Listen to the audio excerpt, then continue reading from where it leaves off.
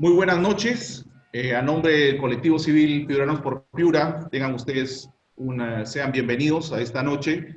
Hoy día tenemos la exposición del efecto de los cambios normativos en el sector pesquero más vulnerable, el caso de los armadores pesqueros de la ley 26920.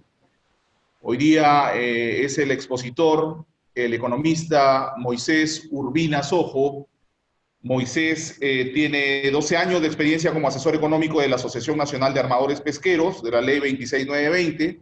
Es economista de la Universidad Nacional de Piura. Es posgrado en el curso de extensión universitaria del Banco Central de Reserva. Es magíster en administración de empresas, graduado con honores, diplomado de alta especialización en riesgos y seguros, diplomado en planeamiento estratégico y gestión organizacional.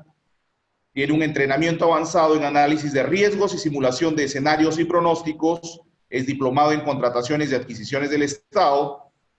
Tiene una especialización en econometría y métodos cuantitativos. Y su experiencia, tiene experiencia de 12 años de docencia en la universidad, tanto en pre como en posgrado, en la USIL, en la San Martín de Porres y en la UDEP. Tiene 8 años de experiencia en estudios económicos de la SUNAT, 4 años de experiencia como jefe de administración de SUNAT Piura, 2 años de experiencia en empresas del sector minero y 5 años de experiencia como gerente de sector público en ABC Corredores de Seguros. Estimado Moisés, agradecemos tu presencia y tu buena disposición. Los micrófonos son tuyos. Ok, muchas gracias. Agradecerte, Coqui, la invitación y felicitarlos a través de tu persona a todos los que conforman este colectivo. Somos piuranos y creo que es nuestra obligación aportar en lo que corresponda a que Piura crezca como merece crecer. Este tema que me pidieron respecto al sector pesquero lo he focalizado en 2 puntos específicos del cual he sido partícipe directo, tanto en la elaboración de los informes para tratar de corregir, ¿no?, los planteamientos normativos que se hicieron en su momento, toda vez que vulneraban derechos imprescindibles de actores, de algunos de los actores del sector pesquero, tanto en la dación del decreto legislativo 1084, que es el que determinó la ley de cuotas, ¿no?, los límites máximos de captura por embarcación, como recientemente el año pasado el incremento de los derechos de pesca, ¿no? Son 2 ejemplos y donde quiero focalizar el análisis y la discusión posterior en relación a que, si bien estas normas apuntan a corregir una determinada imperfección de mercado, y lo logran corregir en su mayoría esa imperfección, pero generan de manera colateral imperfecciones que podrían resultar incluso más dañinas que el efecto inicial que se corrigió, ¿no? Es por eso, para mí resulta de capital importancia que las normas, cuando se diseñan, ¿no es cierto?, y no es novedad que hay muchos grupos de interés detrás de los cambios normativos, he sido testigo presencial de eso, ¿no?, y los lobbies y los intereses subalternos, incluso perversos, que pueden estar detrás del diseño de una norma determinada. He diseñado la presentación, estoy tratando de pasar acá. Esas dos normas que se dieron, una fue el año 2008, ¿no?, el decreto legislativo 1084, que no fue otra cosa que una réplica de lo que ya se había aplicado en Chile, ¿no es cierto? Exactamente la misma norma se replicó acá, con algunas diferencias muy puntuales. Y el otro punto fue el incremento de los derechos de pesca que se llevó a cabo el año pasado, ¿no? A diferencia de la aplicación de los derechos de pesca anteriores, que duraron 10 años, se ha calculado a partir de un modelo matemático, ¿no?, que es digamos, la parte interesante de este derecho de pesca, o digamos el sustento, ¿no?, que estima la renta económica de explotar el recurso. Como antecedente, creo que todos sabemos que el mercado de la harina y pescado, el mercado mundial de harina y pescado está bastante concentrado en pocos países, siendo el Perú el primer productor mundial de harina y pescado, con el 30% de participación en el total de la producción, seguido de Chile con el 15%, y China, Tailandia, Estados Unidos, Japón y Dinamarca, ¿no?, con el resto de la producción mundial. En términos de evolución del PBI del sector de la pesca industrial, estamos hablando de la pesca industrial porque la pesca anchovetera se divide en pesca de consumo humano directo y pesca de consumo humano indirecto. Esta exposición está focalizada en la pesca de consumo humano indirecto, en la pesca industrial, la que se destina para la harina y aceite de pescado. ¿Okay? Como verán, la evolución del PBI de este sector ha sido muy irregular y es muy irregular normalmente, básicamente debido a los factores climáticos, ¿no?, que afectan el desempeño de la biomasa del recurso anchoveta, ¿no es cierto? Y este sector aporta con casi 1% al PBI nacional, ¿no? 0.57 la pesca industrial, la parte industrial de anchoveta. Y el restante es la de consumo humano directo. ¿Cómo ha funcionado en el tiempo esta industria? Antes de 1997 existía un acceso abierto a la pesca de la anchoveta. ¿Okay? No existían límites a la captura. Es así que bastaba con tener el permiso correspondiente para salir a pescar. En el año 97 se determinó que esta pesquería estaba plenamente explotada, ¿no? Y obviamente se corría el riesgo se ponía en riesgo, ¿no es cierto?, la biomasa, la sostenibilidad del recurso. Y es por eso que en el año 98 se promulgó la ley 26920, cuyo objetivo era justamente determinar cuotas de pesca que permitan la sostenibilidad del recurso. ¿Okay? Sin embargo, no se dieron los controles o controles adicionales que permitan que esta captura se haga de manera racional o de manera equitativa. Y se generó lo que llamaron después una carrera olímpica por capturar el recurso. Una vez que se abría la ventana de captura, se determinaba la cuota global a partir de un análisis de la biomasa, se determinaba cuál era la cantidad máxima que se tenía que pescar del recurso anchoveta, ¿no? Y entonces, todos los actores del mercado, todos los pescadores, tanto de la flota de madera como la flota de acero, salían a pescar, ¿no es cierto? Y el más rápido era el que más pescaba. ¿Okay? Entonces se generó una carrera olímpica por el recurso. O sea, un recurso que se tenía que capturar, por ejemplo, en 3 meses, se hacía en 50 días, en 45 días. ¿No es cierto? Entonces, ¿quiénes fueron los que empujaron el tema de la ley de cuotas? Pues los grandes actores del sector, ¿no? Los grandes grupos industriales, porque su flota es de acero y son flota de gran calaje, ¿no? de gran bodega. Por lo tanto, es una flota lenta. ¿Okay? Los armadores pesqueros de madera son más eficientes en términos de velocidad de captura. Ellos pueden ir y venir, ¿no es cierto? Y obviamente en esta carrera, quien más capturaba, pues más dinero ganaba, ¿no es cierto? Esa raíz de esta situación es que se empezó a diseñar, en el año 2007, se empezó a diseñar lo que ahora se conoce como la ley de cuotas, ¿no? Que determina límites máximos de captura por embarcación a través del decreto legislativo 1084. El objetivo de sostenibilidad de la biomasa ya estaba dado, ¿no? Con la determinación de la cuota global. Ahora lo que faltaba y lo que pretendía esta norma era ordenar ya la actividad propiamente dicha de la pesca y evitar esta carrera desmesurada entre actores, entre pescadores, para obtener la mayor cantidad de recursos. ¿Pudo haberse realizado este ordenamiento de otra manera? Desde mi punto de vista, sí, ¿no? Porque obviamente el ordenamiento de los arpes o el ordenamiento de los tiempos de captura pudo haber sido una opción. Pero se optó por el modelo chileno que daba cuenta de ponerle límites de captura a cada armador pesquero, a cada embarcación, ¿no es cierto? Entonces, de esta manera, aquel que tenía asignada una cuota, pues tenía toda la libertad de pescarla al ritmo que quisiera, ¿no? Al ritmo que su propia productividad le dictara.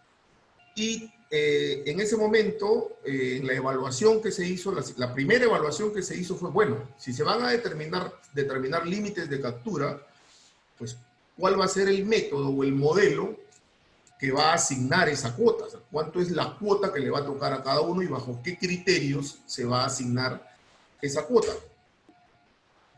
El ministerio planteó un modelo, el modelo inicial que se planteó, un modelo matemático, que utilizaba básicamente dos variables: la capacidad de bodega y la captura histórica de las embarcaciones. Obviamente, esas dos variables tienen un sesgo, ¿no es cierto?, de medida hacia la flota más grande, porque tiene más capacidad de bodega y porque su captura histórica también es alta, ¿no es cierto?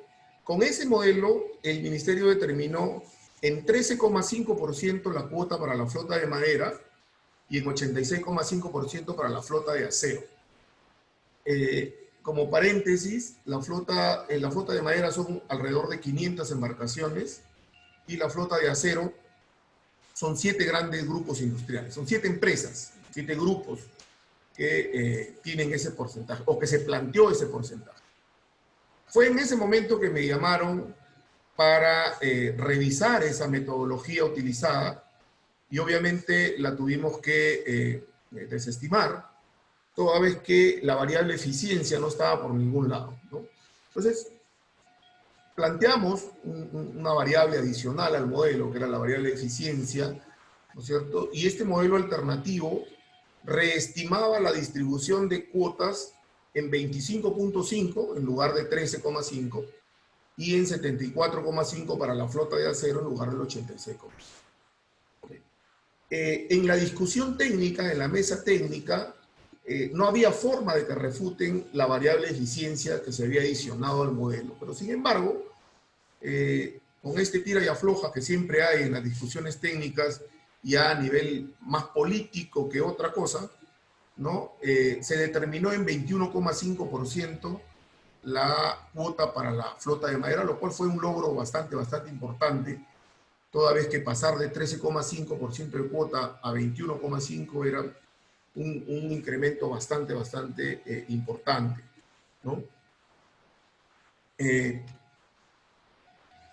Ya en esta evaluación que se hizo en ese año 2007, previo a la aprobación de la norma, instituciones y analistas independientes, incluso la UDEP tiene un informe, evacuó un informe bastante interesante al respecto, ya daba cuenta de que si bien se iba a ordenar el sector con este decreto legislativo, esta norma conduciría irremediablemente a una concentración de esta industria, ¿no? Una mayor concentración. Ya si bien era concentrada, iba a generar una mayor concentración del sector, tanto en la etapa extractiva como en la etapa de procesamiento, ¿no?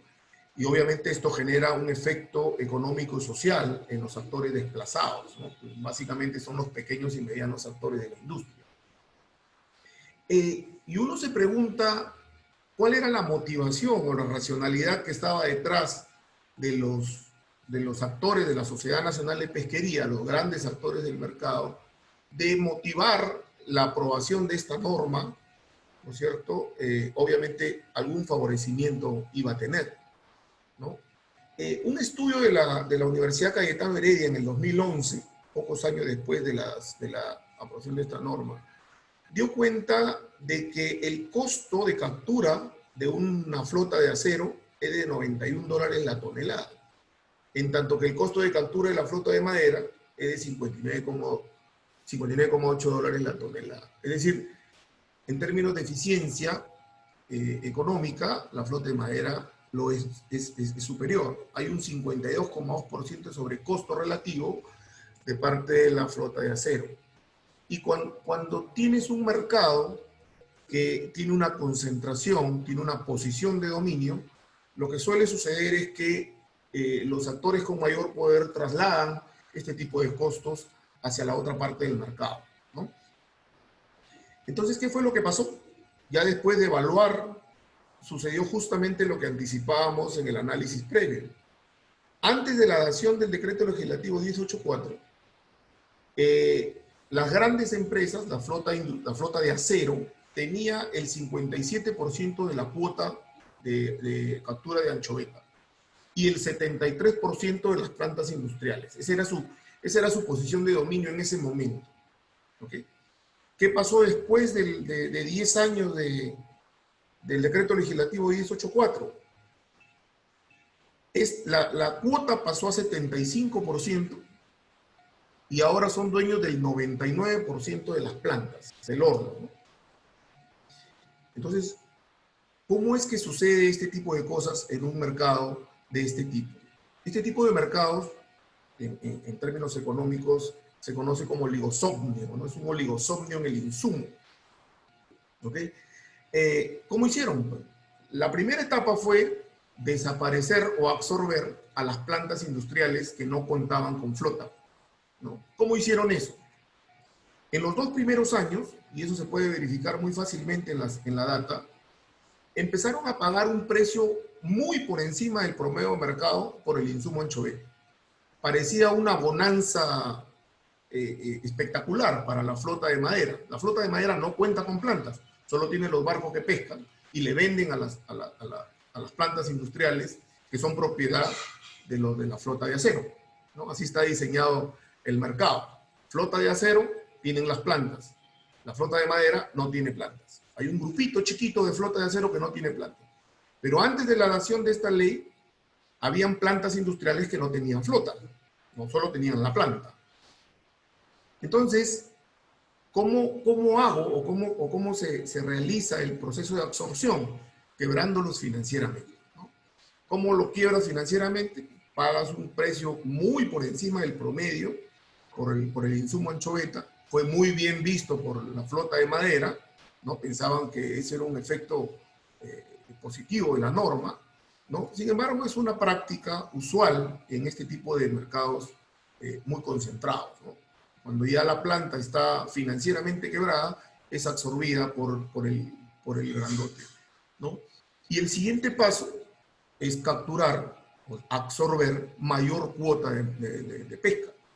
Y ahí empieza la segunda etapa del proceso, que es pagar un precio lo más bajo posible por el insumo, ¿no? Entonces, pagas lo mínimo posible de tal manera de ahogar financieramente al armador pesquero y lo obligas a vender su cuota. Muchos de ellos han vendido sus cuotas de pesca de tal manera que las grandes empresas han pasado de tener 57% a tener 75% de la cuota global y 73% de las plantas industriales a tener el 99% de las plantas industriales. Entonces, como resumen, no he tratado de ser muy conciso todo este tema.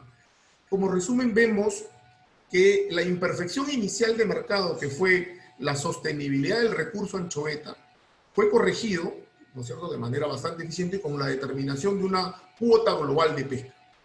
Con eso se corrige el tema de la sostenibilidad del recurso.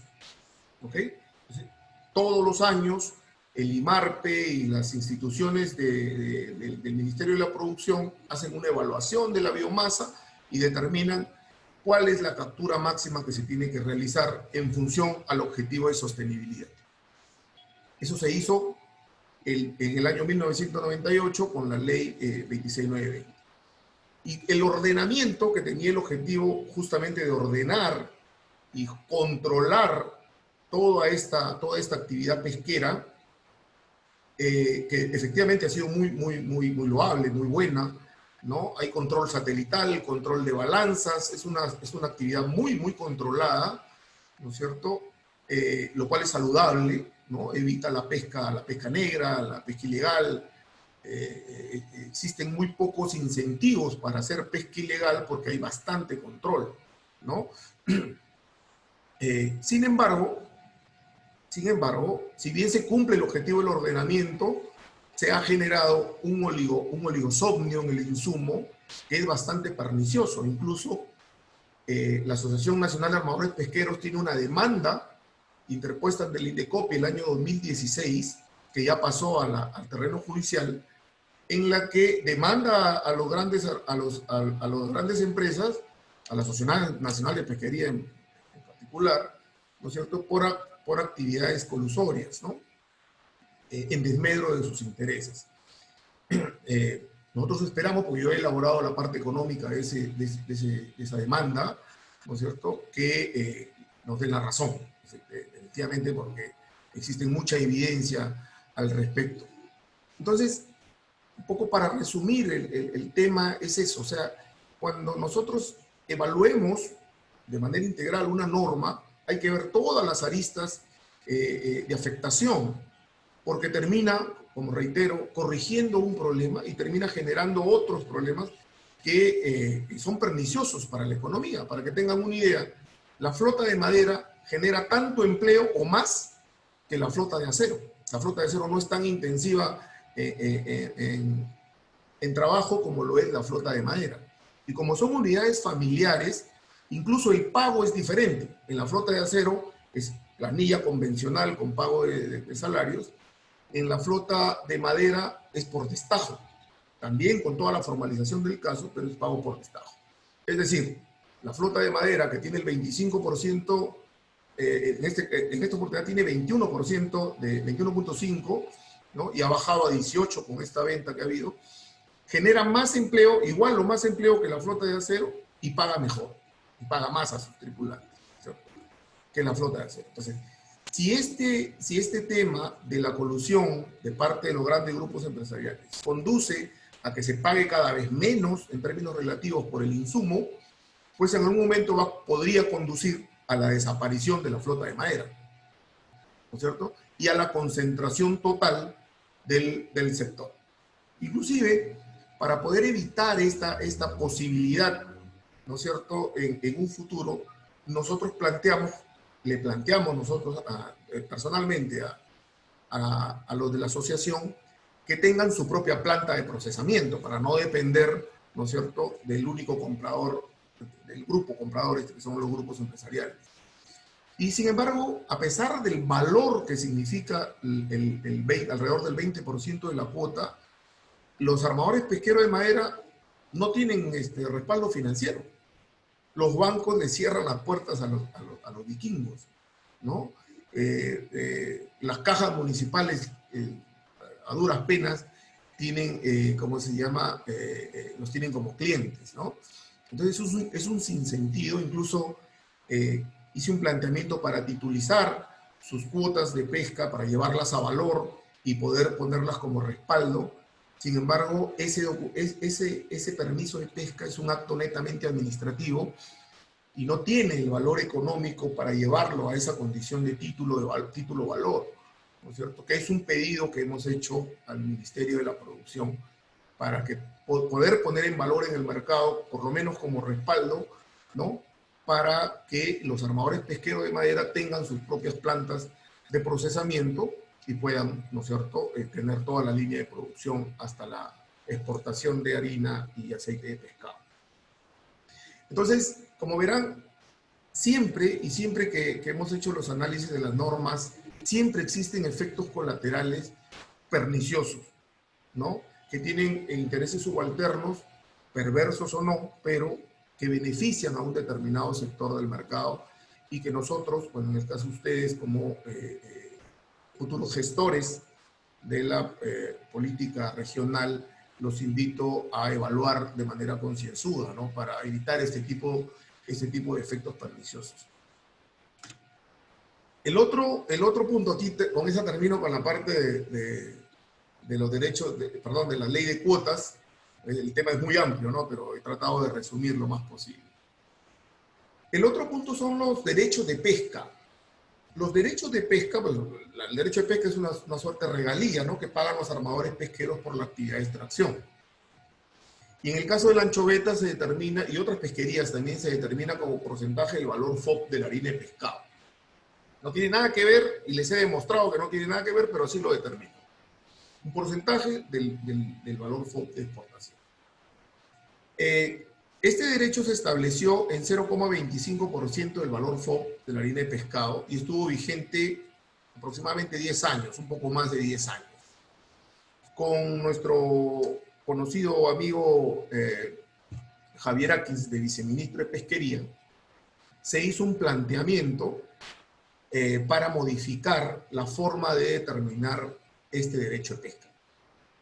Y se hizo a través de con un estudio de la Universidad del Pacífico, si mal no recuerdo, colega Paredes creo que fue el que escribió sobre esta formulación, en la que se determina la renta económica en global, ¿no?, de la extracción del recurso, y se aplica un porcentaje de esa renta económica como derecho de pesca, ¿no? O sea, esa fórmula que está ahí no es otra cosa que los ingresos menos los costos operativos menos los costos de oportunidad.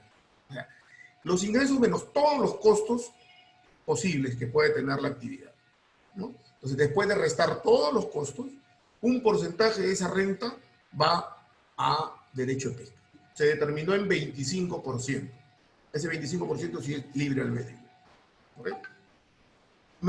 Nos pareció en general bastante saludable que la pesquería se determine a través de un modelo, ¿no es cierto? Y no a través de nada, ¿no? El 0,25% se le ocurrió a alguien, no tiene ningún sustento. En esta oportunidad sí hay un sustento económico detrás, ¿no? Lo cual es bastante bienvenido. Sin embargo, el ministerio propone, en la parte de exposición de motivos, propone esta relación de tasas de derecho de pesca, que tiene un promedio de 0,6275 versus el 0,25 vigente, ¿no? O sea, eso representaba 232% de incremento, ¿no?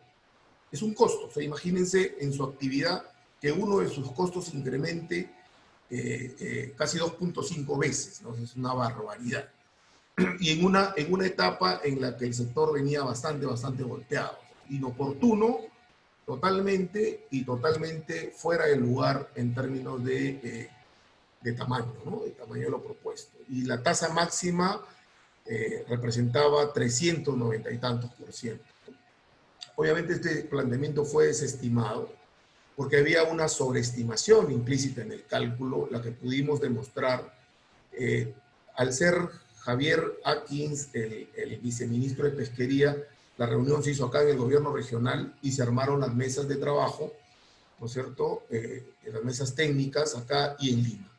Entonces estuvimos bastante tiempo discutiendo sobre la formulación y era básicamente un tema de costeo y también de análisis. Yo lo he resumido en un solo gráfico y yo creo que acá se resume toda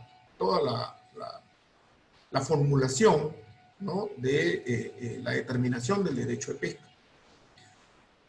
El gráfico es sencillo, pueden ver los tres actores del mercado. Ahí está la flota de madera, que tiene una cuota de 18%, son 482 armadores pesqueros. La flota de acero, que no tiene plantas, que representa 7% de la cuota global, son 10 armadores pesqueros. Y la flota grande, que es la flota de los industriales, 7 grupos industriales, ¿es cierto?, que tienen el 75% de la cuota. El primer eje horizontal es el valor esperado de la renta económica, o sea, la estimación de la renta económica. ¿Okay? Y como se puede ver con los datos de Produce, ¿no?, recogido con la información de cada uno de los actores, la renta económica de los actores del mercado tiene una determinada dispersión. ¿Okay? Entonces, cuando llegamos ya a este punto, el planteamiento nuestro fue que así como la renta económica es dispersa, no es posible la aplicación de una tasa flat, porque una tasa flat calculada con el promedio de esas rentas, pues beneficia necesariamente, ¿no es cierto?, al que tiene la renta más alta, ya que el promedio, ¿no es cierto?, siempre va a estar al centro de eso, ¿no es cierto? Entonces, ya transformado el derecho de pesca, es la segunda línea horizontal es el 25% de la anterior, y en la siguiente es transformada a porcentaje del precio FOB, que es como se calcula, ¿cierto? Por ejemplo, la flota de madera tiene una renta económica de 11.5, su 25% es 4,53, y transformado a porcentaje FOB, le correspondería pagar 0,3% de derecho de pesca, versus el 0,25 vigente, o sea, tenía un incremento, ¿no es cierto?, de 0,05 puntos. La flota de madera, la flota de acero, igual, ¿no? Su 25% de renta económica representa 0,42% de derecho de pesca. Y los industriales, su 25% representa 0,68. ¿Qué hizo el ministerio? Pues, tasa flat, ¿no? 0,54%. Finalmente quedó en 0,46 después de unos ajustes. Este gráfico lo hice en su momento cuando determinó ese cálculo, 0,54.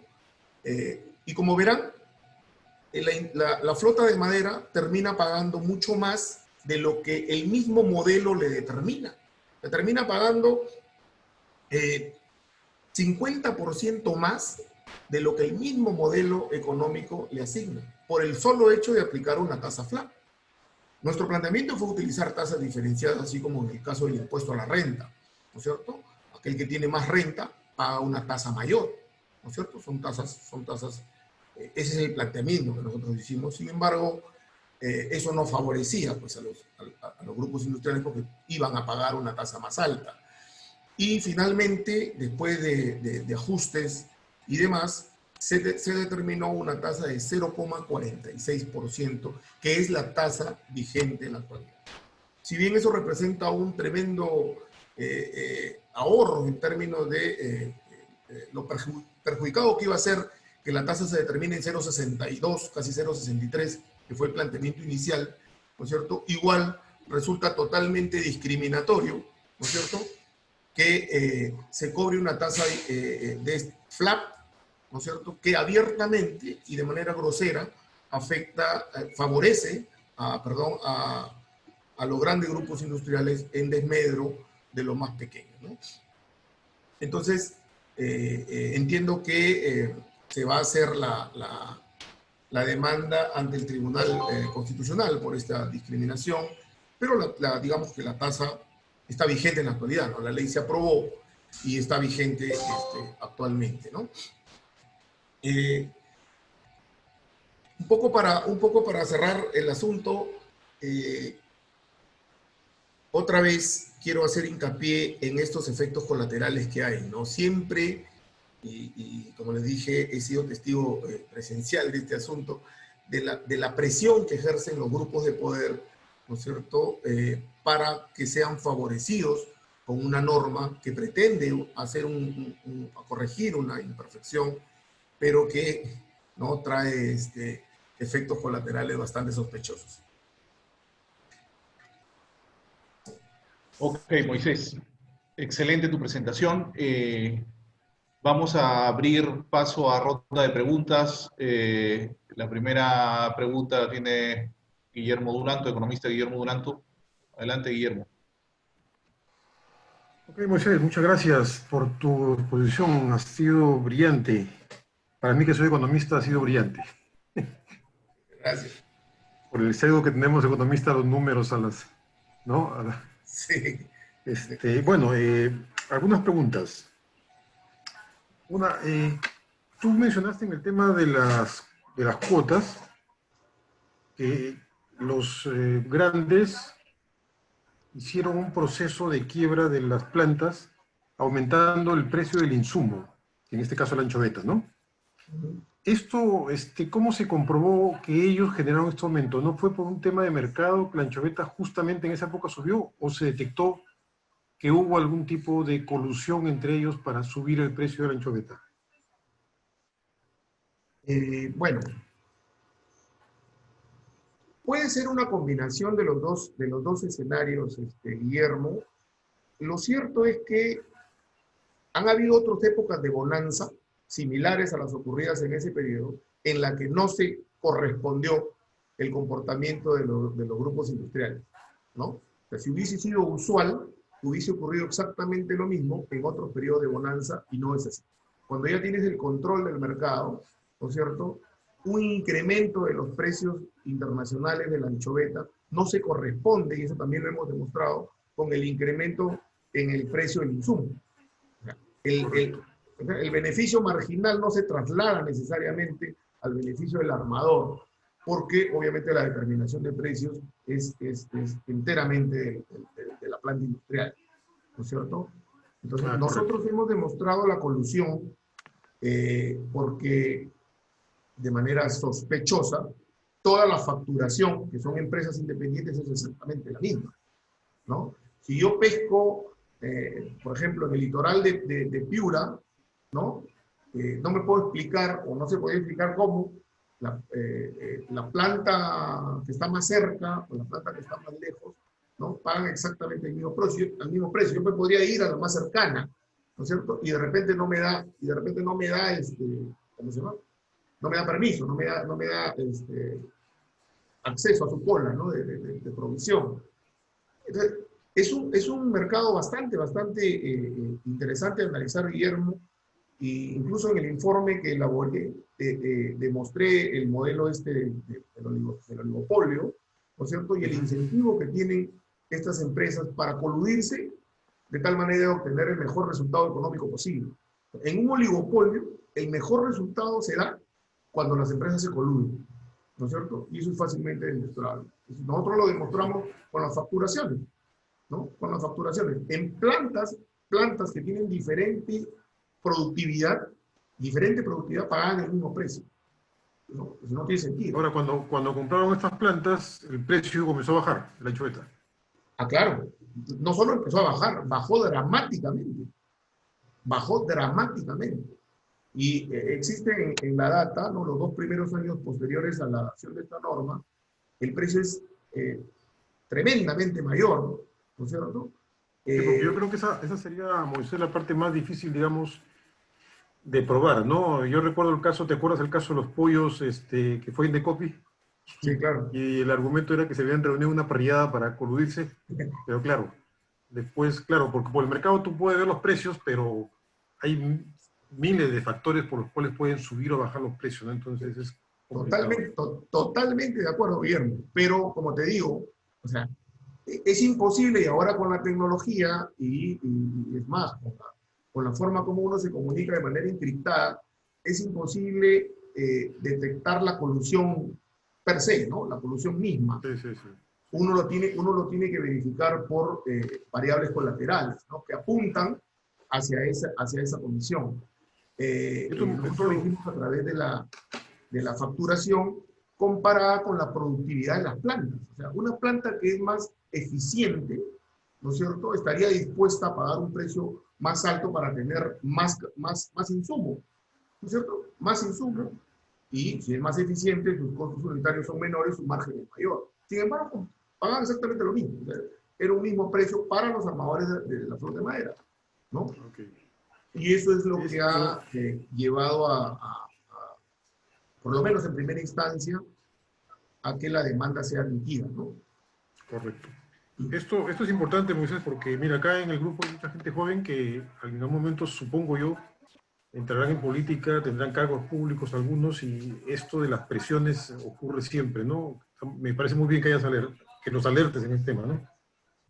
El otro, la otra pregunta es más una opinión no tan numérica, digamos. El otro día estuve en una conferencia de pesca y conoces a Edwin Vegas, que fue rector de la Nacional, que es biólogo. Sí.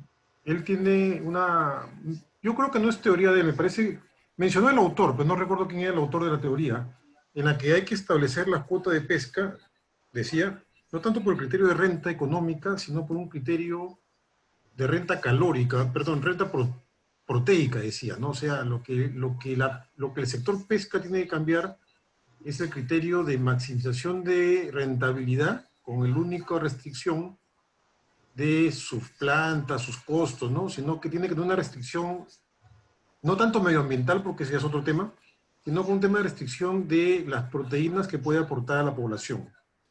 ¿Los armadores tienen este criterio? ¿Lo están viendo? Porque la Sociedad Nacional de Industrias, a pesar que puede poner una planta, por ejemplo, de anchoveta para consumo humano, no lo hace por rentabilidad. O sea, no le conviene, ¿no? Ganan haciendo harina de pescado. Ya lo suficiente. No sé en el caso de los armadores, ¿cómo están viendo este tema? A ver, el tema de la proteína, toda la normativa del sector pesca anchovetera, tanto de consumo directo, humano directo como indirecto, apunta a mejorar el nivel proteico, porque de eso depende el valor de la harina, ¿no? Hay harina prime, ¿no? Y la harina normal. Mientras mayor sea, mientras más fresco sea el pescado que tiene, ¿no es cierto?, es más la probabilidad de que la harina resultante sea harina prime. La harina tiene un mejor precio. Por ejemplo, Chile produce mejor harina que nosotros producimos más harina normal, ¿no es cierto? Prime producimos también regular, pero Chile nos gana en términos relativos, ¿no es cierto? Y eso básicamente está alineado con la forma como se pesca. O sea, el tema de las bodegas, que tienen que estar insuladas, ¿no? Y una serie de exigencias técnicas para la captura que garanticen ese tema, ¿cierto? El tema proteico también tiene mucho que ver con el consumo humano directo. Lo que pasa es que en el Perú el consumo humano directo de anchoveta es muy bajo, ¿no? Por eso es que el gobierno lidera la bandera de tratar de reducir la desnutrición en general, aumentando el consumo de anchoveta, ¿cierto? Y las cuotas, si uno las mira, las cuotas asignadas a la pesca de consumo humano directo ha ido en incremento, pero es marginal en comparación a la cuota industrial, ¿no es cierto? Existe mucho trabajo que realizar ahí, y como tú dices, efectivamente, en esa parte del mercado sí sería pues una mejor restricción, ¿no es cierto?, para la productividad del sector, mirarlo por el lado del aporte proteico, ¿no es cierto?, más que por la cuota misma, ¿no?, la cantidad. Gracias, Moisés. Perfecto. Alejandro Alberdi está pidiendo la palabra. Alejandro, adelante. Sí, Moisés, buenas noches. Me gustó mucho tu exposición. Yo justamente estoy en un grupo dentro de este grupo que tiene que investigar el sector pesca. Y bueno, el sector pesca en la región. Hemos tenido varias reuniones con gente relacionada a la pesca y lo que hemos visto es un poco lo que tú dices, pero que se está haciendo común en todas las pesquerías, ¿no? De que se está dejando de lado a la pesca artesanal para darle prioridad a la pesca industrial. En el caso de la merluza, en el caso de otras pesquerías, ¿no?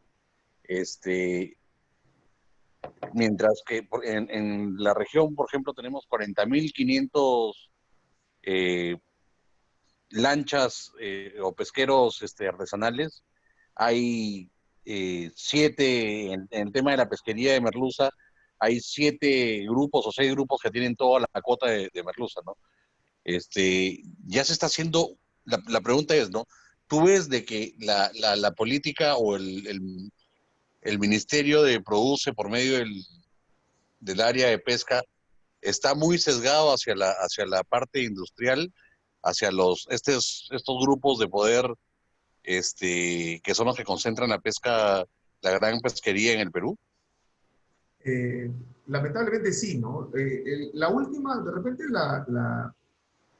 Rocío Barrios, la anterior ministra, y básicamente su viceministra era más pro sector artesanal, ¿no?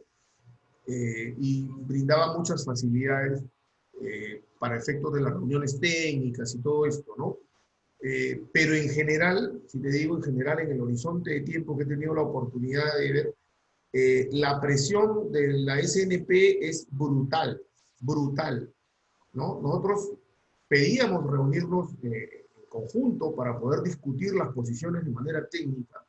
Sin embargo, obviamente por un tema de fundamentación, ellos no querían, ¿no? Y se esperaban afuera, ¿no? Y entraban después que nosotros salíamos, ¿no? Entonces eso era bastante sospechoso, porque Si tienes una posición que defender de manera técnica, pues la haces ante cualquier persona, ¿no es cierto? Pero no, o sea, nuestra posición siempre ha sido en términos técnico-económicos y se quedaban básicamente sin argumentos para refutarla. Entonces, no participaban en las reuniones tripartitas, sino que se quedaban afuera y nosotros salíamos y ellos entraban, ¿no? Entonces, ¿qué presiones, cuál era su forma de interactuar con la viceministra y los técnicos del ministerio? Vaya usted a saber, ¿no? O sea, todo queda tras bambalinas. Y uno lo termina mirando en el resultado final, ¿no? O sea, cuando ves que la norma tiene un sesgo, ay, esto definitivamente funcionó el lobby, definitivamente funcionó la presión, ¿no? Y sí, o sea, si uno mira el sector está bastante concentrado. Y si está bastante concentrado, entonces la normativa es pro industria, definitivamente. Sí, sí, bueno, lo mismo he visto o sea, para que tenga una idea todo el grupo que están escuchando, lo mismo pasa en las demás pesquerías, ¿no? No nada más es en la anchoveta. Se ve un tremendo sesgo. Como les digo, tengan una idea, en Piura solo, en la región Piura hay 40.500 pesqueros artesanales, ¿no? Contra seis industriales, por decirlo de alguna manera, ¿no?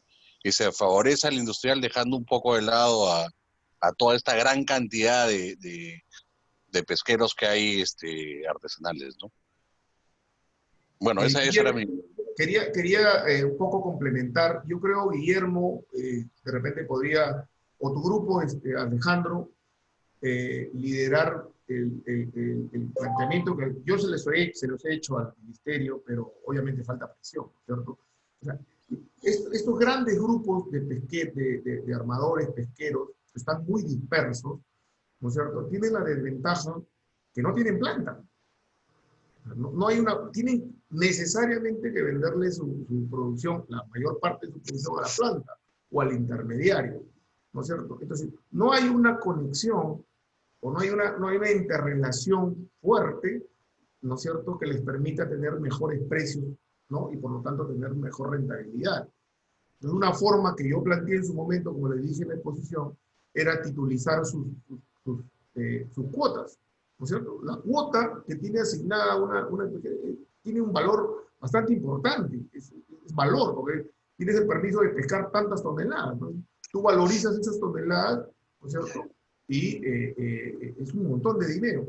Sin embargo, son cuotas individuales dispersas. Si uno las juntara en un solo título y levantara capital fuera, porque adentro los grandes grupos industriales son dueños de los bancos también, su mayoría, ¿cierto? Entonces, no tienen acceso al crédito bancario convencional.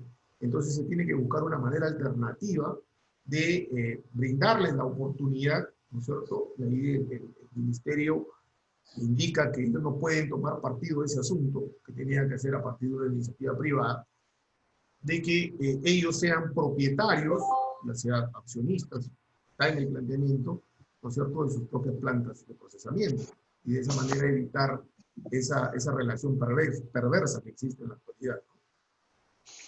Sí, y es más, para que tengan una idea, la demás gente del grupo, cuando algún pescador de las lanchas de madera artesanal lleva su producto a las plantas lo tratan pésimo. Les dan precios muy por debajo del mercado, los amenazan de si quieres o si no, no te recibo, ve tú qué haces con tu pesca. Muchas veces les pagan con varios días de crédito, o sea, es bastante complicado el tema de la pesca del artesanal, verdaderamente. Las plantas aprovechan demasiado. Es más, mucha gente tiene que pagar una cuota de lo que él vende para que le dejen entrar su pesca a las plantas. Es bien complicado el tema para el artesanal, ¿no? Pero, Moisés, esto implica que titularizar las cuotas que ellos tienen implica que estén asociados fuertemente, o sea, que actúen como un grupo sólido. ¿Los armadores de la flota de madera están unidos todos o hay grupos, están separados? Porque ese era el problema, ¿no? Sí, sí, ese es básicamente el meollo del asunto, ¿no? Sí existe una asociación de armadores pesqueros en el que están todos, ¿no es cierto?, asociados. Sin embargo, digamos que el fuerte de esa asociación está aquí en Sechura, ¿no? Vice, Lequirave, Carán, el otro grupo está en Chiclayo, en San José, Santa Rosa, y luego está en Chimbote y en Huacho, ¿no es cierto? Así están dispersos.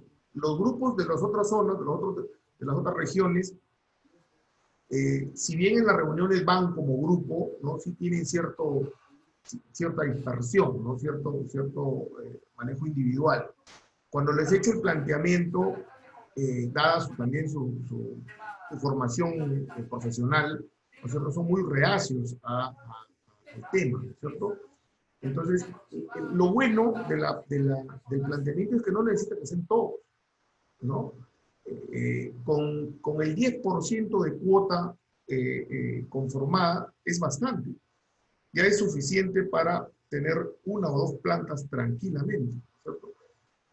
Y la demanda mundial de harina de pescado absorbe toda la producción. O sea, es cambiar de planta, no lo va a producir uno grande, lo va a producir el mismo, ¿no es cierto? Entonces, o sea, no hay un tema de mercado, de restricción de mercado a esa producción. Es simplemente redireccionar, ¿no es cierto?, el insumo hacia las propias plantas de los pescadores, ¿no? Y lo que ellos quieren, obviamente, es una forma viable de aterrizar esta propuesta. Y yo, en una de las reuniones con la ministra, directamente con Rocío Barrios, se lo puse, ¿no? Se lo puse sobre el tapete. O sea, el ministerio debería, porque tiene que haber un cambio normativo, Guillermo, porque el documento este es un acto administrativo puro, ¿no? No tiene la categoría de título o valor, ¿no es cierto?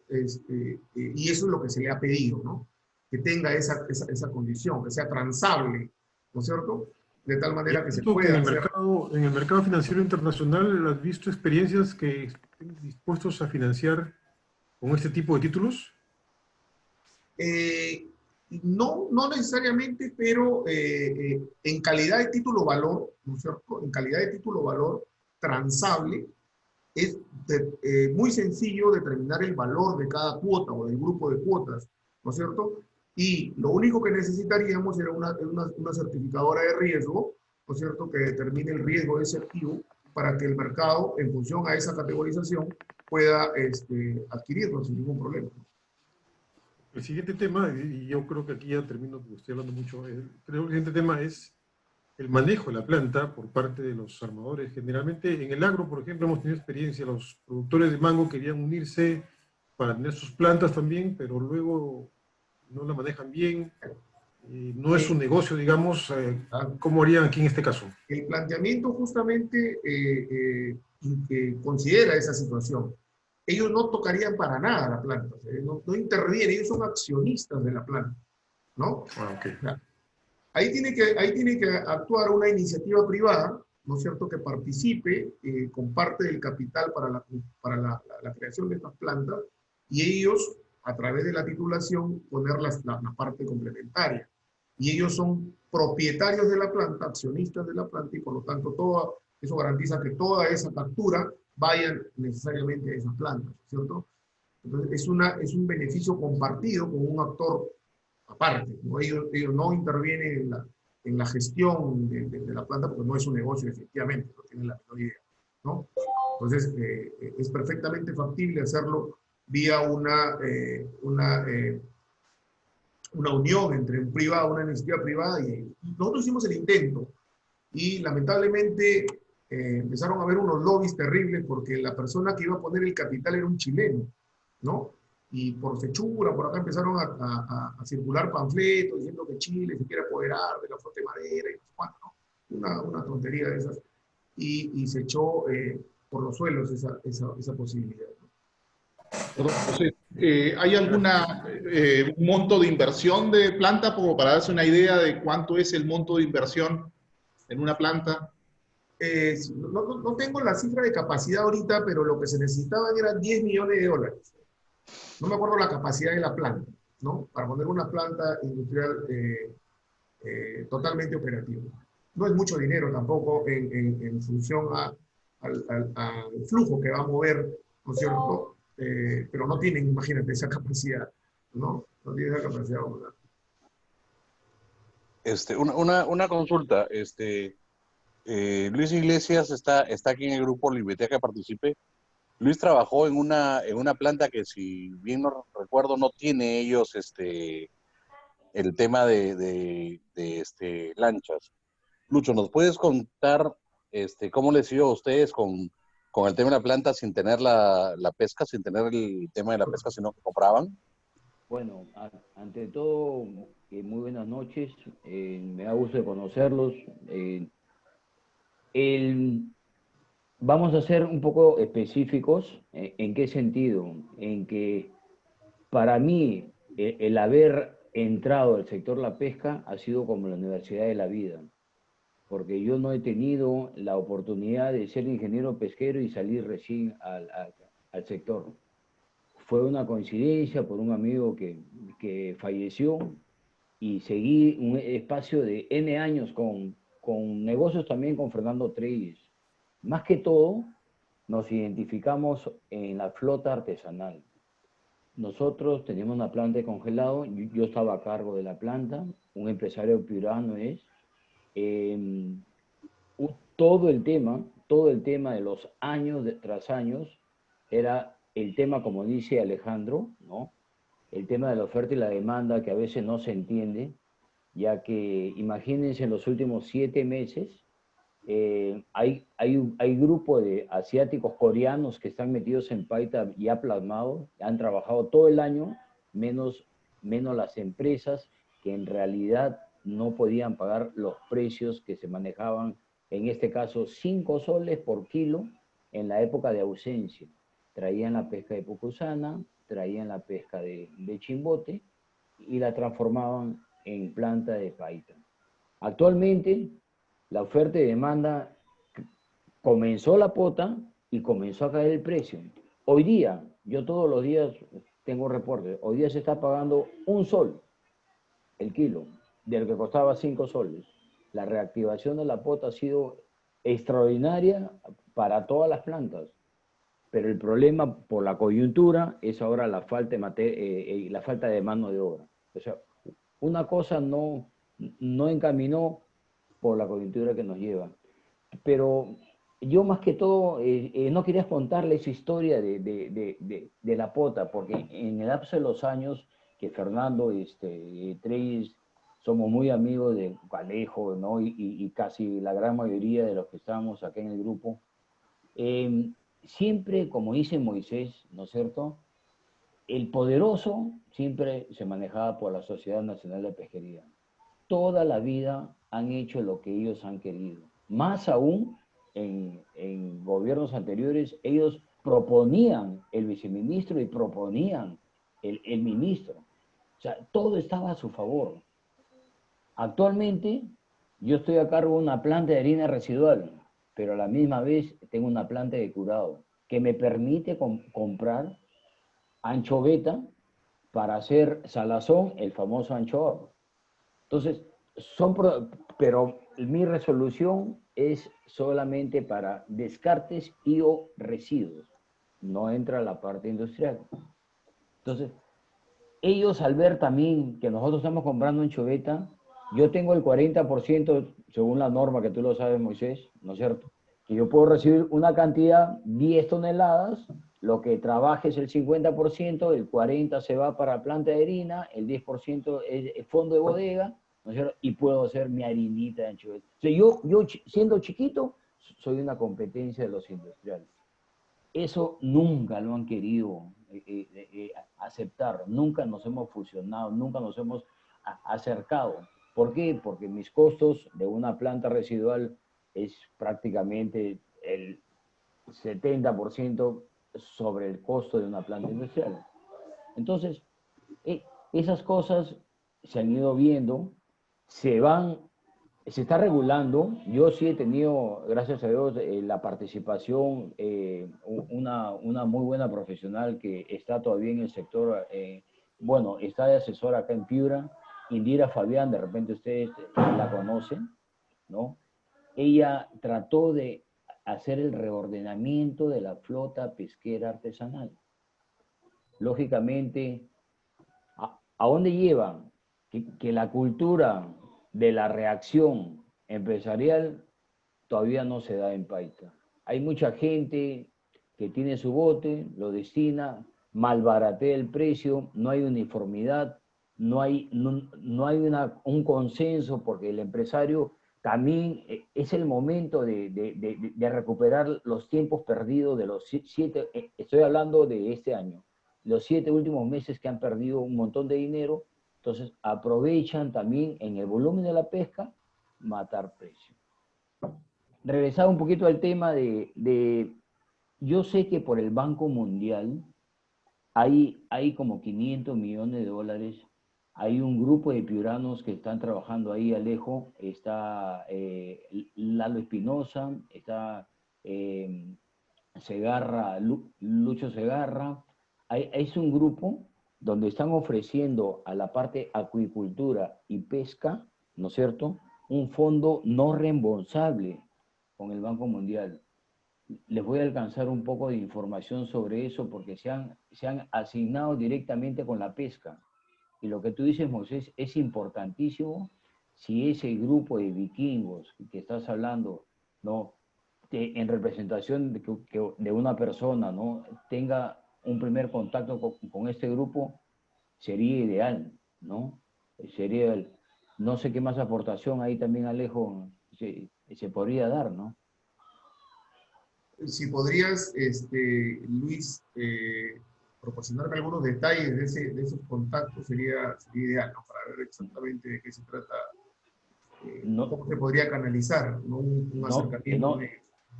Que no te preocupes, yo he tenido la semana pasada una reunión con ellos, ya estamos, estoy asesorando a un coreano en Parachique, Frigosa se llama la empresa. Ya él está muy interesado porque te financian hasta el 75% no reembolsable. Y ese es bien importante. Con tu correo, que me lo alcance, bueno, a través de Jorge, de Alejandro, del grupo, ¿no?, me lo alcanza y les hago llegar lo último que me ha hecho llegar en los últimos 2 días. Gracias, te agradezco de antemano, Luis. Bien, Moisés, yo tenía también una consulta, más que una consulta, que nos puedas describir un poco, un poco más del impacto social que ha tenido el hecho, obviamente, de esta concentración, por el tema de las cuotas, en todo lo que corresponde a la flota de madera. ¿Qué ha hecho toda esa gente finalmente? El ministerio, incluso previendo ese asunto, planteó en la normativa, ya en la parte más escondida de la norma, un programa de reconversión, ¿ya? Un programa de capacitación a los pescadores, ¿no?, a los tripulantes, para que puedan dedicar sus esfuerzos en una actividad alternativa, ¿no es cierto? Incluso les dio facilidades para que puedan retirar su fondo de pensiones, que es totalmente diferente al fondo de pensiones, ¿no?, de los trabajadores convencionales, y capacitación, ¿no?, una serie de capacitación. Eso obviamente apuntaba de plano, ¿no?, desde la dación de la norma, a que esto iba a generar un desempleo, ¿no es cierto?, en la parte más vulnerable justamente, ¿no? El hecho de que se reduzca la cuota de los armadores de madera implica un desplazamiento de empleo, ¿no es cierto?, bastante importante. Como les dije, la flota artesanal es más intensiva en términos relativos de trabajo que la flota de acero. Entonces, el desempleo que se desplaza no se recupera en la flota de acero. Entonces, ese personal, que además es de la zona, son de la zona de Sechura, de las caletas, ¿no es cierto?, no tiene otra formación que pescar. Son pescadores natos, son pescadores de nacimiento, no han nacido pescando. Entonces, la reconversión es un poco complicada, ¿no? Ellos terminan haciendo labores complementarias o labores alternativas relacionadas a la pesca, o haciendo pesca informal o pesca en algunos ¿Ilegal? ilegal, ¿no es cierto? Entonces, es como obligarlos a hacer eso al ser desplazados. ¿no? Y las alternativas que les daban eran pues poner su tienda, ¿no? Poner su negocio, poner una cosa de ese tipo, ¿no? Cuando ellos son pescadores, ellos saben pescar, ¿no? Pero esto no hace sino indicarnos que efectivamente el efecto estaba incluso previsto, ¿no? O sea, sí, eran conscientes de que se iba a generar esta situación de concentración, ¿no? Y de repente si nos preguntamos, ¿se pudo haber hecho de otra manera? Yo creo que sí, ¿no? El objetivo de la sostenibilidad es la cuota global, ¿no? Y el tema del ordenamiento pesquero lo puedes ordenar tranquilamente por la programación de los arpes o los tiempos que le das a un armador para que salga a pescar y que pesque más el que es más eficiente. Y como han visto en los datos, una embarcación de madera artesanal es más eficiente que una grande. Entonces, el grandote nunca iba a permitir esta situación y efectivamente eso sucedió. Perfecto. Moisés, Bruno una Escaramuti, consulta. perdón, No, sí, una consulta chiquita nada más. Tengo entendido de que ya no se dan permisos para nuevas plantas. Con lo que tú estarías proponiendo, ¿cómo sería? Porque si se quiere tener una nueva planta para el tema de los vikingos, ¿es factible tener una nueva planta, crear una nueva planta? Sí, es una de las cosas que lo planteamos en la reunión, Alejandro. Justamente que el ministerio, ¿no? O sea, el planteamiento es completo. Dame la posibilidad de que mi cuota sea un activo financiero, ¿no? Y dame también el permiso, ¿no es cierto?, para poder abrir una planta. Entonces, una negativa al permiso de la planta sería totalmente discriminatoria. O sea, una vez que me das el título valor y yo puedo levantar recursos para poder poner planta propia y no me das el permiso para la planta, eso sí sería totalmente discriminatorio. Y eso sí, el Tribunal Constitucional se gana en una, ¿no es cierto? Porque no tendría ninguna razón, toda vez que solamente vas a hacer un trasvase de insumo de las plantas actuales a la propia, ¿no es cierto? Entonces, sí está dentro del planteamiento y obviamente tendría que ser aceptado por el Ministerio. excelente. Bruno Escaramuti parece que estaba por ahí, había levantado la mano. Bruno, ¿tenía una Sí, consulta? sí, bueno, dos temas. Bueno, buenas noches, doctor. Moisés, ¿cómo estás? Tenía una consulta con el tema del artesanal, diferentes pesquerías, vikingos. Trabajo en Caja Sullana y en realidad nosotros atendemos bastante en la zona de Santa Rosa. Y algo que yo te puedo decir es el ordenamiento dentro de ser una empresa familiar. Han ido creciendo, formando hijos, educándolos, etcétera, y han logrado colocar. Nosotros tenemos colocaciones en varios grupos de $1.5 millones en base a propiedades por justo ese tema, que no hay cómo afianzarse de lo que es más preciado para ellos, que es su cuota de pesca, ¿no? Entonces, hay dos temas ahí, ¿no? Que no sé, Guillermo dijo, hay que asociarse. Yo creo que no hay que asociarse. Un poco para hacerte ahí y que me hagas un feedback, de repente estoy pensando erradamente. Si es una cuota que ya está asignada, que no pueden entrar ya más competidores al mercado, porque, por ejemplo, estoy hablando de la cuota de la anchoveta, de la industrial, simplemente darle una formalidad de título de valor para poder entrar en garantía mobiliaria con algo que formalmente tenga validez, ¿no? Porque el tema es que cuando tú lo escribes en registros públicos, no tener una forma palpable de ser un intangible, no puedes ejercerlo y hay miles de trabas, ¿no? Pero yo creo que más que aglomerarse es simplemente para poder juntarse y hacer un tema de planta, pero yo creo que hay varios grupos, sin ser los monstruos, que pueden hacer una planta, ¿no? Porque yo creo que tienen la capacidad de ahorro, de patrimonio, como para hacer eso, ¿no? Pero no va por ahí, sino es el tema de cómo, más que se agrupen, cómo hacemos que se tutelaricen, ¿no? Porque ese, de verdad, hasta los bancos, ¿no? Podrían entrar ahí, porque el activo preciado y el banco, porque no entra, es la cuota, ¿no? ¿Cómo yo me hago de su cuota si es que no me paga, que es el medio más que su casa? Bueno, la pierden pescan y se compran otra cuota, ¿no? O sea, se compran otra casa porque es muy rentable para ellos cada faena, ¿no? Y de acuerdo, más que a la cuota, es la capacidad de pesca, ¿no? Porque algunos tienen un permiso de 40 toneladas, pero su cuota con esas 40 toneladas es hicieron una buena faena antes de darle el permiso y tienen, pues, de 40 tienen 300 toneladas de capacidad de pesca por temporada, ¿no? Entonces, creo que así se armó en base a un historial de pesca registrado. Ese es el tema, ¿no? O sea, más que unirse es en realidad darle una formalidad de un título de valor, a la vez también hay que crear las herramientas porque de protegerlo, porque si viene le dan el título de valor que puede ser más fácilmente endosable, vienen los grandes y le dicen, oye, ¿a ti cuánto te presta la caja? Al 12%, ya, yo te voy al 2%.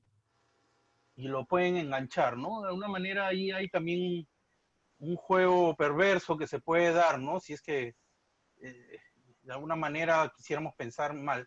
Pero creo que es fácil ahí, simplemente yo creo que es un tema de empuje.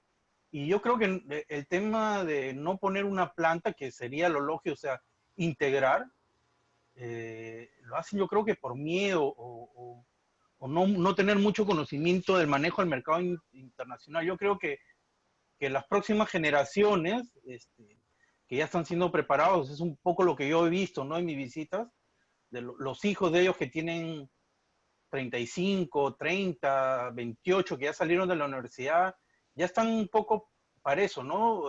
Preparándose. Yo creo que es un tema de preparación. A eso es lo que voy, que tiene un poco de temor, no mucho conocimiento, y estas generaciones que vienen, los hijos de los hijos, los nietos o bisnietos de los que empezaron, creo que van a ir hacia esa tendencia. Creo que es la tendencia natural, pero sí van a necesitar de tener estas garantías palpables para que los bancos, bueno, y las cajas también que arriesgan, tengan de dónde coger con mayor firmeza y ser fácil de ejecución, ¿no? Como tú dices, la demanda afuera es importante y siempre va a estar, porque ya el consumo indirecto sigue creciendo la población, siempre va a ser necesario. Ese es un tema, ¿no? De repente me puedo equivocar. Y el otro tema es sobre el tema de la pesca artesanal.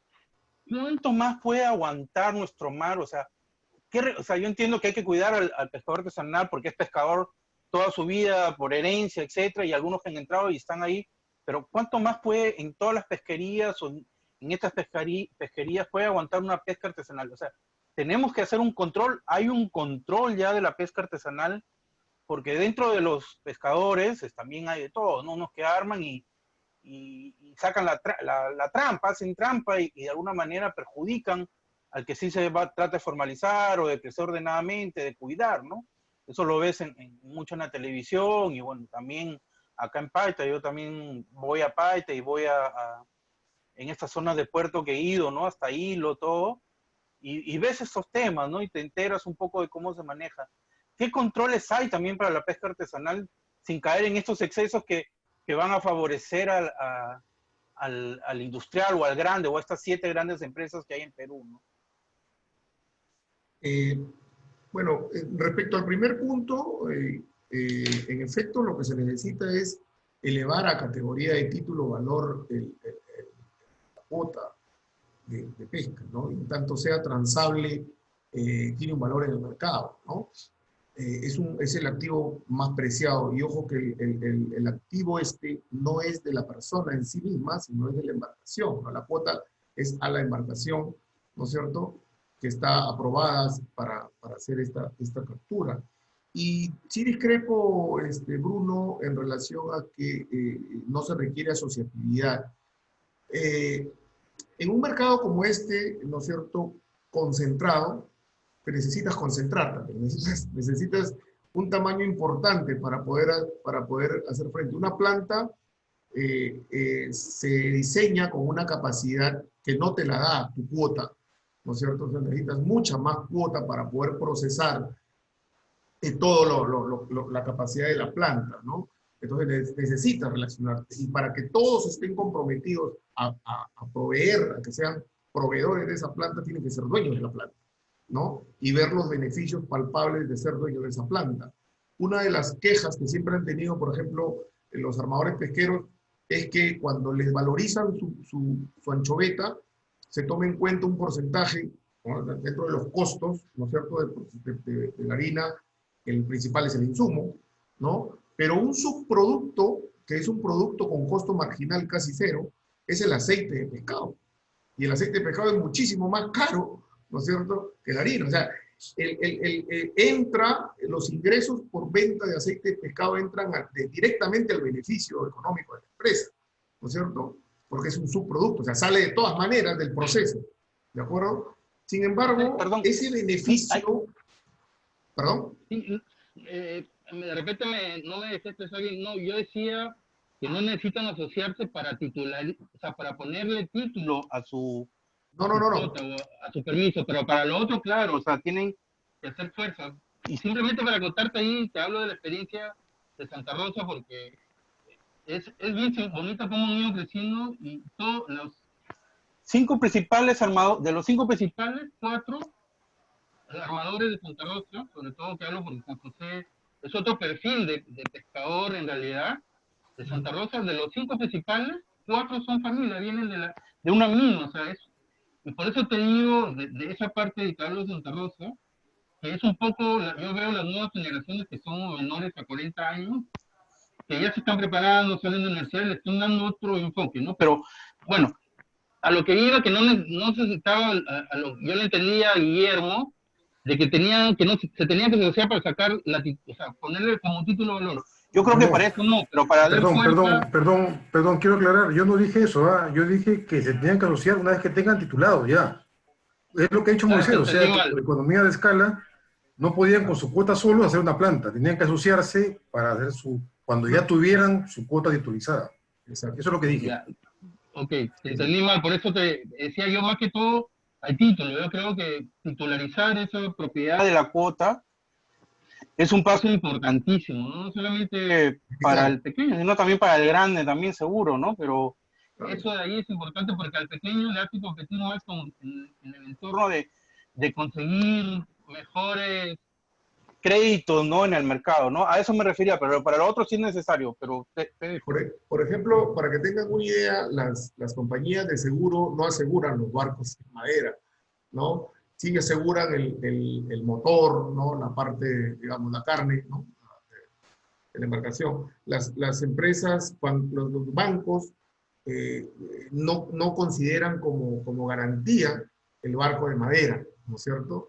Entonces, es una desventaja. Y el tema es que el activo principal no es el barco, el activo principal es la cuota, ¿no es cierto? Entonces, el tener una cuota ya te da un valor bastante importante si calculas el valor actual de una cuota asignada, promedio, anual, ¿no? Estamos hablando de un montón de plata, de un montón de dinero, ¿no? Que eso no constituya un activo para levantar financiamiento de ellos mismos, ¿verdad? Estamos en la época de la carreta, ¿no? Entonces, se necesitan los mecanismos adecuados y pasa por una pura decisión del ministerio correspondiente. Es un tema netamente legislativo, ¿no? Entonces, se ha hecho el planteamiento a través del ministerio, pero podría hacerse a nivel de legislativo también, ¿no es cierto?, al ser un tema normativo. Entonces, basta que se le dé la categoría de activo transable a esa cuota y listo, ¿no? La titulación la hace una empresa titulizadora. Excelente. ¿Alguien más tiene algo? Y sobre el tema del control de las artesanales. Yo creo que ahí, en el tema de las otras pesquerías, la pesquería artesanal específicamente es, digamos, en términos de tamaño, es bastante pequeña, en términos relativos, ¿no es cierto? Y definitivamente que se tienen que trabajar una serie de controles para la sostenibilidad de las biomasas. Es más difícil porque estamos hablando de especies, una infinidad, una gran cantidad de especies que habría que hacerles el control, y eso implica costos que en el caso, por ejemplo, de la anchoveta, son directamente financiados por las empresas que actúan en el sector, ¿cierto? Entonces, de alguna manera tendría que financiarse esa investigación de cada una de las especies para poder llegar a un modelo de determinación de sostenibilidad de biomasa, de cada uno de ellos, ¿no? Entonces, Sí, es complicado, seguramente por eso es que no lo tiene de esa manera, pero en algún momento se debería buscar un mecanismo para afinar los controles ahí, ¿no? Yo quiero aprovechar ahí la pregunta de Bruno. La sostenibilidad, yo creo que tú lo dijiste, Moisés, hace un rato, la da la cuota global, digamos, ¿no? O sea, En la cuota Anchoqueta. global es la que da la sostenibilidad porque se hace una cuota global cuidando ese tema de sostenibilidad. El problema está al interior de todo lo que tú has mencionado, el interior ya de la cuota global, ¿no? Cómo se reparte. Pero aparte, ¿cuál es tu opinión, Moisés, del tema de esto de las zonas marino-costeras que quizás con razón o sin razón están tratando de implementarse y afectan fundamentalmente en algunos casos a los arsenales, ¿no? Porque son zonas muy próximas a la costa? ¿Afecta a la flota de madera, estas zonas protegidas, intangibles, digamos? Pero por supuesto, ¿no? O sea, en tanto más lejos sea digamos, el permiso para pescar, en tanto más te alejes de la costa, el costo implícito y el costo unitario se incrementa significativamente. Y si además estas embarcaciones no tienen un sistema de frío a bordo, ¿no es cierto? El hecho de ir más lejos y tardar pone en serio riesgo, ¿no es cierto?, la frescura del producto y por lo tanto baja considerablemente su precio. Y si además, como dijo Luis Iglesias ahora, creo que fue Luis, te ponen en la cola a la hora del desembarque, ¿no es cierto? Tu pesca llega con un nivel de deterioro tal, ¿no? Que te dicen, ¿sabes qué? Eso no vale, te pagan. Entonces, sí es importante el tema de la zonificación del mar para efectos de pescar. 5 kilómetros o 10 kilómetros adentro genera una diferencia brutal, ¿no? En términos de, no solo de costos, de operatividad, sino también de calidad del producto que se trae, ¿no? Estas embarcaciones, Guillermo, pequeñas, no tienen sistema de frío a bordo, ¿no? Y el sistema de frío es bastante costoso, ¿no? Es bastante costoso, pero es perfectamente financiable.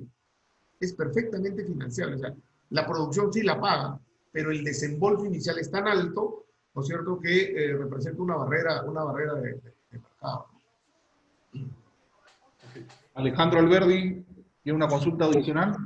Sí, dos cosas. La primera es, Guillermo, sobre el tema de las zonas marino-costeras, sí le afecta al artesanal, porque el artesanal, sobre todo al artesanal chiquito, que no puede alejarse mucho de la costa. Las zonas marino-costeras, a mí me parece que es un tema que se debe de mirar con mucha lupa, porque al final va a favorecer al industrial, al que puede salir, porque proteges cierta zona de la costa, pero el cardumen se mueve y va a salir en algún momento de esa zona y va a ser pescado por los grandes barcos que están fuera de la zona de que se protegería, ¿no? Y a donde los pequeños pescadores no van a poder llegar, ¿no? Es un tema que lo hemos estado estudiando nosotros en el grupo y que es bien peligroso y sería peor para los artesanales pequeños, ¿no? Los artesanales van de 0 a 5, de 5 a 32 y así sucesivamente, ¿no? Es una aclaración nada más. Y lo otro, antes interrumpimos a Fernando Treyes al inicio, me gustaría que Fernando pueda dar su opinión. He visto que está levantando la mano ahí. Coqui, dale paso por favor a Fernando.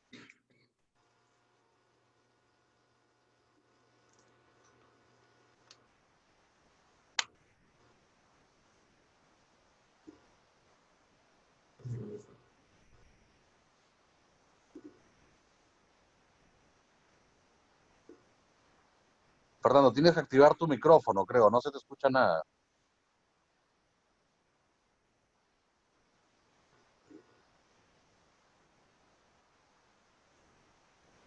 Fernando. ¿Aló? ¿Hola? Dale, Fernando, dale. Ahí estoy, bien.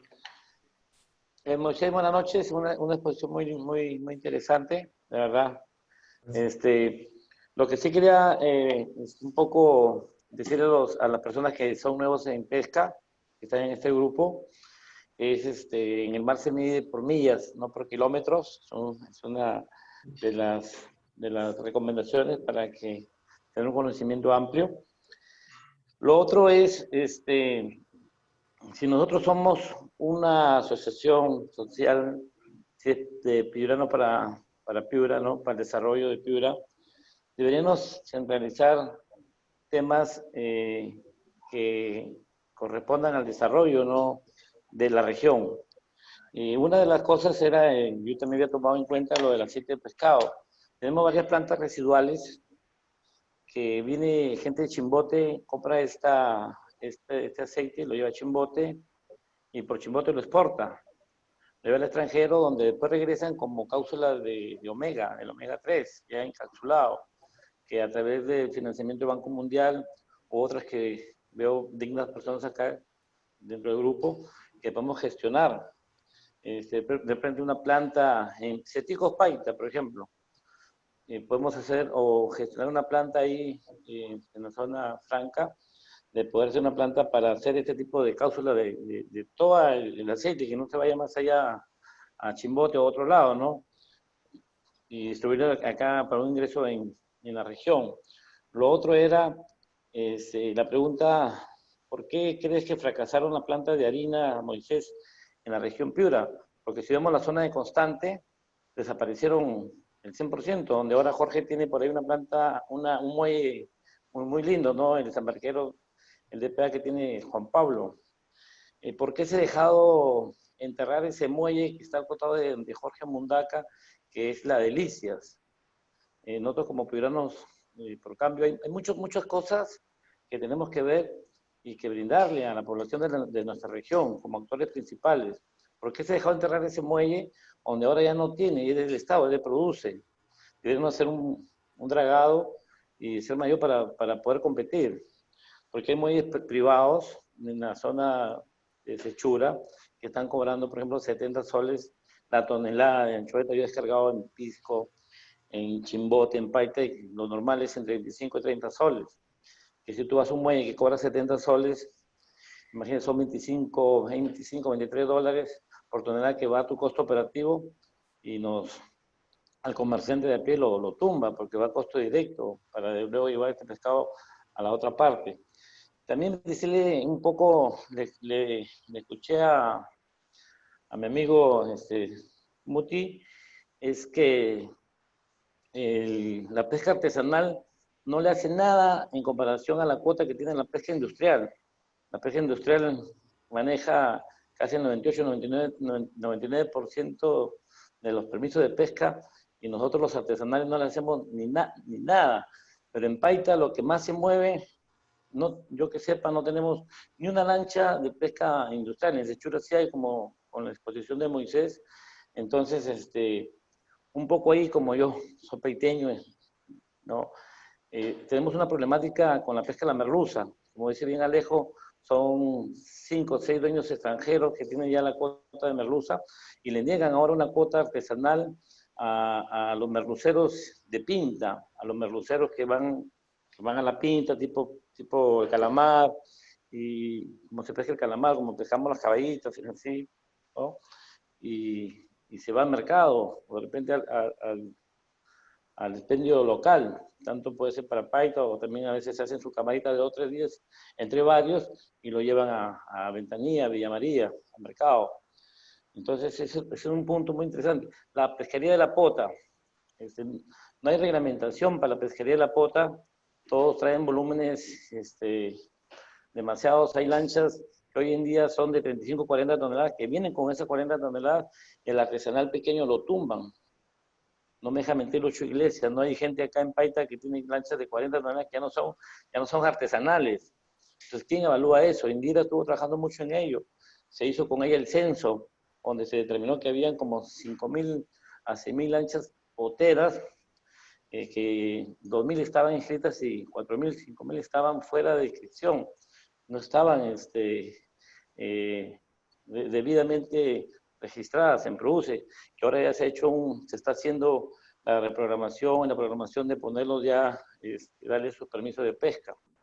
Entonces, hay puntos muy interesantes que no se están viendo, por ejemplo, pero deberíamos, como sociedad civil, como este grupo, de verdad, gracias por abrirme las puertas, yo puedo aportar algunas cositas por ahí, pero que debemos tomar más para la región, ¿no? porque en la pesca de consumo humano directo y la pesca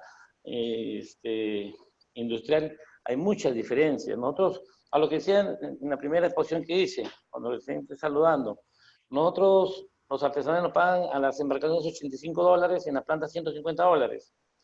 Entonces, hay que llevar estibador, descargador, echarle hielo, cámara, llevarla a la parte alta a Copa, a Milano y Vicentín o a Santa Mónica para hacer el curado, hacer mince, hacer surime, hacer conserva. Pero imagínense ustedes de que el harinero sale sin hielo, va a una lancha de 500 toneladas, esas de acero que tienen sistema pretel, donde la maniobra pues es más que un macaco, el sistema pretel es un sistema adicional, y esas naves tienen un motor pues no de 300 caballos de fuerza, tienen de 800, de 1200 caballos de fuerza, donde se deslizan por ser acero más que la de madera, porque la madera, siendo la madera, se encharca, se broma y eso hay que hacerle mantenimiento constantemente. Mientras una embarcación de madera van 11 tripulantes para una nave de 50, 40 toneladas de las vikingas, una de acero inoxidable, una de acero, pucha, van 12, 15, pero traen 500 toneladas y se desliza más rápido con esos sistemas de absorbente de innovación que tienen. Bueno, sabemos los grandes capitalistas, ¿no? Mi grupo Borecia y lo que son los dueños de la CNI, pues, ¿no? Que son los que manejan la pesquería industrial. A nosotros los artesanales nos han querido de verdad arrinconar. A nosotros nos cambiaron, que todas las lanchas las insulamos, que las insuláramos, las insulamos, nos pusieron un sistema satelital. En gobierno Humala nos sacaron a las 10 millas, donde estuvimos, donde muchos de nosotros acá en Paita, Justo Juárez, Fernando Trelli, también estaba Jorge, Mudaca, estoy hablando, diferentes armadores, José Luis Wong, Varus. Tuvimos que algunos vender embarcaciones a una gente de Chimbote artesanal de mediana escala, porque Humala nos arrinconó, así literalmente nos arrinconó. ¿Por qué? Porque nos mandó a pescar a las 10 millas. Y como dice Alejo, una nave de 32 toneladas, de 28 toneladas, de 20 toneladas, no puede salir fuera de las 10 millas porque con el balance, con el vaivén afuera, en alta mar, y con lancha cargada en lo que es cerco, pucha, de verdad se fracasa. Ya han fracasado varias, entonces puede voltear y no hay una estabilidad como la que tiene una lancha de acero de 500, de 400 toneladas o una lancha de 120 toneladas de vikinga que va a esa zona. Entonces, a la vikinga la sacaron fuera de las 10 millas y a nosotros nos pusieron entre las 5 y 10 millas, donde no podíamos pescar, y en esa temporada no pescamos nada. Estuvimos muy golpeados, pues, ¿no? Pero más o menos, y mi aporte era ello, ¿no? Hay puntos muy álgidos que hay que tocar, que corresponden netamente a la región Piura. Igual yo voy a reunirme con Alejo, donde los tenemos identificados para tomar las acciones y poder darle la mayor, como actores principales dentro de la región, alternativa de solución y dar nuestro grito de protesta y por qué no se desarrolla la pesquería en la región como debería ser, con apoyo del gobierno y de otras entidades internacionales que yo sé que muchos de ustedes pueden alcanzar para poder darle ese apoyo a todo este grupo artesanal que tanto lo necesita para poder desarrollarse. Bien, Fernando. Muchas gracias. Estamos dando ya por terminada esta exposición. Agradecemos a Moisés Urbina. La verdad que muy clarificadora la exposición. Moisés, te invitamos a seguir con nosotros, asesorándonos en todo este camino, en todo este proceso, como ha llegado a Piuranos por Piura. Te agradecemos una vez más. Tengan ustedes todos muy buenas noches y ya con esto damos por terminada la sesión. Un abrazo. Gracias a ustedes. Buenas noches. Hasta luego. Gracias a ustedes. Gracias.